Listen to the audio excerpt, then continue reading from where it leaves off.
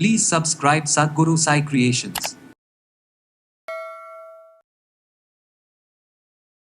முருகாவை பிடிச்சிருக்கு அப்படின்னு சொல்கிறோம். மற்ற தெய்வங்கள் ஏதாவது கோச்சிக்குவாங்களா? செல்லில் இருக்கக்கூடிய சக்தி, நம்முடைய அண்டம் கண்டம் பிண்டம், இந்த மூணையும் பின்னி பிணைக்கக்கூடிய அந்த கேலக்சியோடு இருக்கக்கூடிய விஷயங்கள் தான் சில பேர் கேட்குறாங்க. ஒரு அடியில் வச்சுலாம் பண்ணலாமா? தாராளமாக பண்ணலாம்.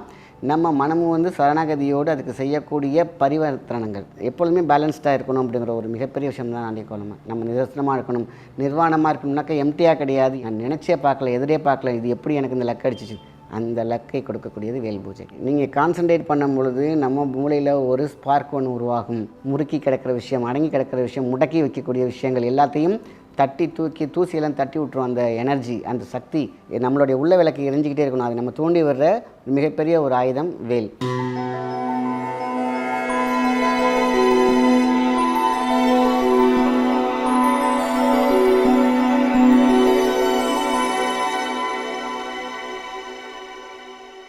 வணக்கம், உங்கள் மாயன் செந்தில்குமார். இன்றைய பதிவு மிக முக்கியமானது. தெய்வீக சிந்தனையோடு வீட்டில் வந்து வேல் பூஜை எப்படி பண்ணுறது நிறைய பேர் கேட்டிருக்கீங்க. வேல் மாறல் வந்து கேட்கலாமா, இல்லை சொல்லலாமா, இல்லை கேட்டால் நல்லதா அப்படின்னு கேட்டிருக்கீங்க. அதேமாரி முருகா அப்படிங்கிற ஒரு விஷயத்தில் எனக்கு வந்து பிடிச்ச கடவுள் வந்து முருகன். மற்ற தெய்வத்தையும் நம்ம வந்து பிடிச்ச தெய்வம் தான். நம்ம முருகாவை பிடிச்சிருக்கு அப்படின்னு சொல்கிறோம். மற்ற தெய்வங்கள் ஏதாவது கோச்சிக்குவாங்களா? இல்லை வந்து இதை வந்து இந்த இஷ்ட தெய்வம் இதான், முருகன் தான் எனக்கு பிடிக்கும், சிவன் தான் எனக்கு பிடிக்கும் அப்படின்னு நம்ம சொல்லலாமா வாய் விட்டு அப்படின்னு நிறைய கேட்டிருக்கீங்க. ஸோ இது எல்லாமே வந்து பார்த்திங்கனாக்கா சூப்பரான ஒரு கேள்விகள் தான். இன்றைக்கி நம்ம இதை பற்றி பேசுவோம். ஸோ வேலுண்டு வினை இல்லை அப்படின்னு சொல்லியிருக்காங்க. வேல் அப்படிங்கிறது சாதாரண விஷயம் கிடையாது. நம்மளுடைய தலையின் அமைப்பும் நம்மளுடைய தண்டுவடம் அமைப்பும் இயற்கையாகவே பார்த்திங்கனாக்கா வேல் மாறலாக இருக்கட்டும், சஸ்திரபந்தமாக இருக்கட்டும், மயூரபந்தமாக இருக்கட்டும், முருகனுடைய ஆட்சியில் ஓம் முருகா முருகா முருகா என்றால் உருகாதவர்கள் என்று எல்லாருமே சொல்லுவாங்க. ஆண்டி கோலத்திலிருந்து மிகப்பெரிய ராஜ அலங்காரம் வரைக்கும் பல வகையில் நீங்கள் வந்து முருகனை பார்த்துருப்பீங்க. முருகாவை வந்து பிடிக்காதவங்க யாருமே கிடையாது. இன்னும் சொல்லப்போனாக்கா வேற்று மதத்தினர் கூட பிடிக்கக்கூடிய அளவுக்கு இன்றைக்கி வந்து பார்த்திங்கன்னா ட்ரெண்டில் தான் இருக்காங்க.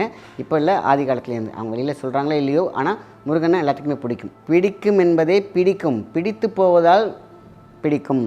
எங்கே இந்த பிடிப்பு இருக்குது, எங்கே ஈர்ப்பு இருக்கிறதோ அங்கே பிடிப்பு இருக்கும். அப்போது அவர் கையில் வச்சிருக்கக்கூடிய வேலில் ஒரு ஈர்ப்பு இருக்கிறது, அங்கே பிடிப்பு இருக்கிறது. அவர் பிடித்த வேலில், அதாவது சொல்லுவாங்க இல்லையா, வேல் பிடித்த முருகனின் கால் பிடித்து உயர்வோம் என்ற ஒரு மிகப்பெரிய ஒரு வாக்கு இருக்குது. வணங்கினால் கிடைக்கும் அப்படின்னு கிடையாது. நீ நினச்சாலே வந்து அவர் வணங்கக்கூடிய ஒரு மிகப்பெரிய ஒரு கடவுள்னு கேட்டிங்கனாக்கா முருகப்பெருமான். ஸோ அவர் கையில் இருக்கக்கூடிய வேல் எப்பொழுதுமே துஷ்டத்தையும் தீயதையும் அதர்மத்தையும் தீயதையும் அழிக்கக்கூடிய வேலாக கருதப்படுகிறது. அதில் 3 பட்டை இருக்குது. அது எலக்ட்ரான், நியூட்ரான், புரோட்டான், அண்டம் கண்டம் பிண்டம். இந்த கூறிய இது வந்து பார்த்திங்கன்னா முட்டென்றால் அறிவு, முட்டென்ற அந்த அறிவு திறனோடு சக்தியோடு நான் விளங்குவேன், உங்களையும் விளங்கச் செய்வேன், விளங்காதவர்களையும் விளங்கச் செய்வேன், விளங்காத இடத்தையும் விளங்கச் செய்வேன் என்ற ஒரு விஷயம்தான் விளக்கமாக சொல்லக்கூடிய அந்த பொருள். எத்தனையோ வாழ்க்கையில் ஒருத்தவங்களையும் ஒரு பூட்டு இருக்கும். அந்த பூட்டை திறக்கிற சாவி தான் பார்த்திங்கன்னா அந்த வேல். ஸோ ஒவ்வொரு தெய்வங்கள் கையிலையும் ஆயுதம் வந்து பார்த்திங்கனாக்கா அதை அழிப்பதற்கல்ல, நம்மகிட்ட இருக்கக்கூடிய மக்கள்கிட்ட இருக்கக்கூடிய அந்த அறியாமை என்ற பூட்டு, அதேமாதிரி அவங்கள்ட்ட இருக்கக்கூடிய அடைக்கக்கூடிய தட்டு, இது எல்லாமே வந்து பார்த்திங்கன்னா திறக்கிற சாவிகள். ஒவ்வொன்றுக்கும் ஒரு எனர்ஜி உண்டு, சக்தி உண்டு. முருகப்பெருமான்கிட்ட இருக்கக்கூடிய அந்த வேலும் அதே மாதிரி தான். முருகா அப்படி என்பது நம்மகிட்ட இருக்கக்கூடிய முறுக்கி இருக்கக்கூடிய அந்த 3 திறன், அதான் எலக்ட்ரான், நியூட்ரான், புரோட்டான், அந்த செல்லில் இருக்கக்கூடிய சக்தி, நம்முடைய அண்டம் கண்டம் பிண்டம், இந்த மூணையும் பின்னி பிணைக்கக்கூடிய அந்த கேலக்சியோடு இருக்கக்கூடிய விஷயங்கள் தான் அவர் கையில் வச்சுக்கக்கூடிய. இப்போ வேல் பூஜை எவ்வளோ அவசியங்கிறதுக்காக தான் இந்த விளக்கத்தை சொன்னேன். வீட்டில் ஒரு வேல் ஒன்று வாங்கி வச்சுக்கோங்க. அது சின்ன வேலாக இருக்கட்டும், 1 இன்ச்சில் இருந்தாலும் சரி, இல்லை 1 அடியில் இருந்தாலும் சரி. சில பேர் கேட்குறாங்க, 1 அடியில் வச்சுலாம் பண்ணலாமா? தாராளமாக பண்ணலாம். நம்ம மனமும் வந்து சரணாகதியோடு அதுக்கு செய்யக்கூடிய பரிவர்த்தனங்கள், அபிஷேகங்கள், அதாவது நம்ம ஒன்றும் கிடையாது, சந்தன போட்டு குங்குமம் போட்டு அவ்வளோதான், முடிஞ்சு போச்சு. இதை வச்சுட்டு நீங்கள் வந்து சரணாகதியோடு உங்கள் ஃபோக்கஸை அந்த 3 பட்டையில் ஒரு குங்குமம் போட்டு வச்சு அந்த இடத்த நீங்கள் கூர்ந்து நோக்கி முருகா முருகா என்று சொன்னால் உங்களுடைய வார்த்தையில் இருக்கக்கூடிய வைப்ரேஷன், அந்த ஒளி அலைன்னு அடிக்கடி சொல்லக்கூடிய அந்த ஃப்ரீக்வன்சி, அந்த வேல் ஒரு டிஷாண்டன மாதிரி பயன்பட்டு உங்களுடைய அந்த அறிவுன்ற ஒரு டவர் மாதிரி இருக்குது பார்த்தீங்களா, அது நேராக போய் கேலக்சிக்கு போகும், இறைவனை போய் சேரும். அங்கே உங்கள்கிட்ட இருக்கக்கூடிய எல்லா வேண்டுதல்களையும் போய் சேர்க்கக்கூடிய ஒரு மிகப்பெரிய டவர் அது கையில் வச்சுருக்கிற ஒரு விஷயம். குழந்தை பருவமாக இருந்தால் சரி, குழந்தை வேல் முருகனாக இருக்கட்டும், ஆண்டிக்கோலமாக இருக்கட்டும். சில பேர் கேட்குறாங்க, ஆண்டிக்கோலம் சிலை வந்து வீட்டில் வைக்கலாமா, ஆண்டியாக போய்டுன்னு சொல்கிறாங்களே. அப்படிலாம் கிடையாது. அது வந்து நீங்கள் ஆண்டியாக சைஃபர்லேருந்து 100க்கு போகக்கூடிய விஷயத்தை கொடுக்கக்கூடிய விஷயந்தான் இந்த கோலம். ஒன்றுமே இல்லை, நான் ஒன்றுமே இல்லைன்னு நினைக்கக்கூடிய ஒவ்வொரு விஷயத்துலையும் அங்கே வந்து பார்த்திங்கன்னா தன்னை தாழ்த்தி கொள்பவன் ஒரு நாள் உயர்த்தப்படுவான்ற ஒரு சிந்தனை தான். நீ எப்பொழுதுமே நான் ஒன்றும் இல்லை நினச்சிப்பாரு, உனக்கு நிறைய கோடி வரும். எனக்கு கோடி வரணும்னு நினச்சா அது ரொம்ப லேட் ஆகும். நம்ம எப்பொழுதுமே பேலன்ஸ்டாக இருக்கணும் அப்படிங்கிற ஒரு மிகப்பெரிய விஷயம் தான் ஆண்டிக்கோலமை. நம்ம நிதர்சனமாக இருக்கணும், நிர்வாணமாக இருக்கணும்னாக்கா எம்டியாக கிடையாது, எந்த விதமான ஆசாபாசங்கள் இல்லாமல் உனக்காக இரு, உலகத்துக்காக இரு, உன்னை சுற்றி இருக்கவங்களுக்காக இரு, அத்தனை விஷயம் நடக்குங்கிறது தான் அதோடைய கோலம்.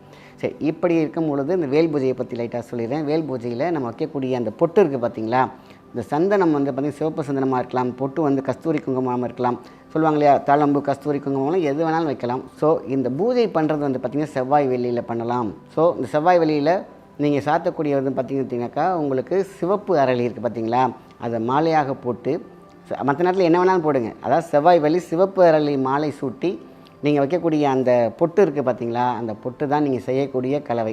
சிவப்பு சந்தனம் எடுத்து வச்சுக்கோங்க கொஞ்சோண்டு, அதுக்கப்புறம் வந்து பார்த்திங்கன்னா சின்னமன் பவுடர் எடுத்து வச்சுக்கோங்க.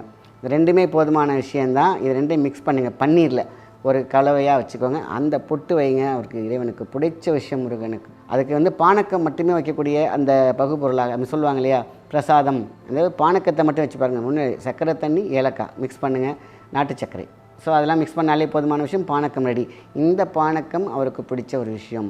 செவ்வாய் வெள்ளி நீங்கள் வேல் பூஜை செய்து பாருங்கள், நீங்கள் நினைக்காத காரியம், நினச்ச காரியம் எல்லாமே உங்களுக்கு வந்து தெரியும். நினைக்காதனா நீங்கள் சொல்லுவாங்களே, நான் நினச்சே பார்க்கல, எதிரே பார்க்கல, இது எப்படி எனக்கு இந்த லக்கு அடிச்சிச்சு, அந்த லக்கை கொடுக்கக்கூடியது வேல் பூஜை.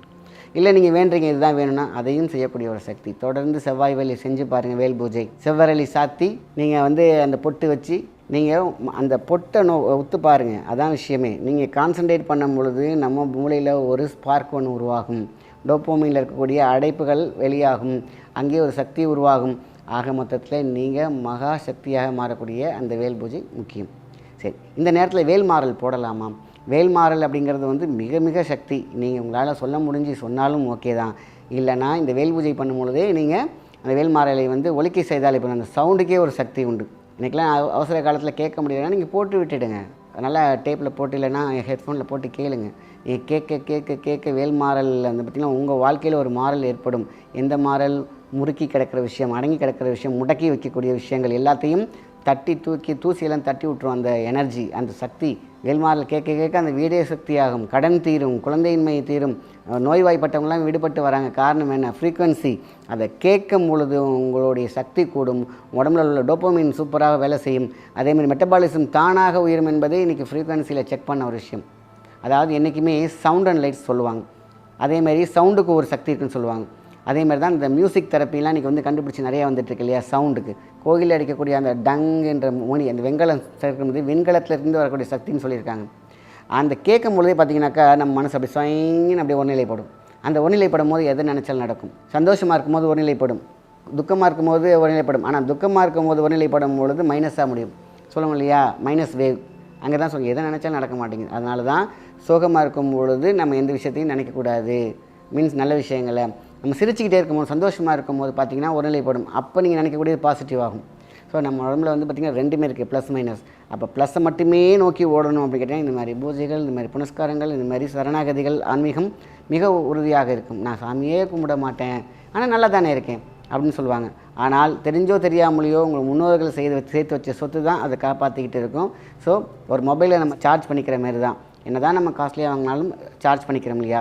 இப்படி நம்ம வந்து ரீசார்ஜ் பண்ணிக்கக்கூடிய விஷயங்கள் தான் பார்த்திங்கனாக்கா இந்த சவுண்டு, மந்திரங்கள், நம்ம வந்து ஆலயம் செல்வது, அதேமாதிரி நல்ல ஒரு குருக்கிட்ட வாங்கக்கூடிய ஒரு எனர்ஜி, பிளெஸ்ஸிங்ஸ் எல்லாமே நம்ம வந்து ஒரு சார்ஜ் பண்ணிக்கிற மாதிரி தான். ஸோ நம்ம சார்ஜபிளாக நல்ல பவர்ஃபுல்லாக இருந்தாக்கா என்றைக்குமே நல்லது இருக்குது. அதனால் வேல் மாறல் கண்டிப்பாக கேட்டாலே சூப்பர். வேல் பூஜை நம்ம செவ்வாய் வெள்ளி பண்ணும்பொழுது மிகப்பெரிய ஒரு மாற்றம் கிடைக்கும். நம்மளுடைய அகல் விளக்கோடு சேரும்பொழுது என்றைக்குமே ஒரு பாசிட்டிவ் இருக்கும். இந்த நம்மளுடைய உள்ள விளக்கு எரிஞ்சிக்கிட்டே இருக்கணும். அது நம்ம தூண்டி வர்ற மிகப்பெரிய ஒரு ஆயுதம் வேல். அந்த வேல் என்ப மிகப்பெரிய ஒரு விஷயம் நம்மக்கிட்ட இருக்குது, ஆப்போசிட்டில் இருக்குது, முருகன் கையில் இருக்குது. ஸோ அதனால் முருகன் எல்லாத்துக்கும் பிடிக்கும். ஸோ எல்லா கடவுளுக்குமே சக்தி இருக்குது. யாருக்கு எதை பிடிக்கிறதோ அதை நோக்கி போகிறாங்க அப்படின்னு ஒரு கேள்வி கேட்டிருந்தாங்க. இந்த மாதிரி இஷ்ட தெய்வம்னு நான் சொல்லலாமா? இது வந்து எனக்கு முருகனை தான் பிடிக்கும், தாராளமாக சொல்லலாம். எந்த கடவுளும் யாரும் கோச்சிக்க மாட்டாங்க. மனுஷங்கிட்ட தான் அந்த வேறுபாடுகள் இருக்குதே ஒழிஞ்சு கடவுள்கிட்ட எல்லாம் அப்படி கிடையாது. அவங்கவுங்களுக்கு எந்த பிடிக்குதோ அதை வந்து தைரியமாக மாற்றிட்டு எனக்கு முருகன் பிடிக்கும், எனக்கு சிவன் பிடிக்கும், நான் சிவன் பக்தர்னு சொல்லலாம். அதனால் எந்த கடவுளும் கோச்சிக்க மாட்டாங்க. ஒருத்தவங்க பயந்து போய் கேட்டாங்க, இந்த மாதிரி சொன்னால் மற்ற கடவுள்லாம் கோச்சிக்க மாட்டாங்களான்னு. அப்படிலாம் கிடையவே கிடையாது. ஆத்ம ரூபமாக ஆத்ம ரீதியாக நீங்கள் யார்கிட்ட வேணாலும் கனெக்ட் பண்ணலாம். ஆனால் போய் சேர இடம் ஒன்றே ஒன்று தான்.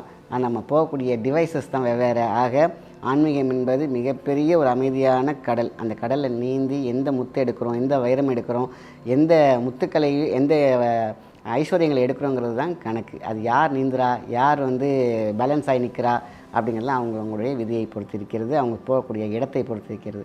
அதனால தான் சரணாகதியோடு எந்த கடவுளையும் நாம் வேண்டும் பொழுது கடந்து உள்ளிருக்கும் சக்தி தெய்வீக சக்தியாக மட்டுமே இருக்கும். நல்ல விஷயத்தை மட்டும் ஷேர் பண்ணுங்கள். நன்றி, வணக்கம்.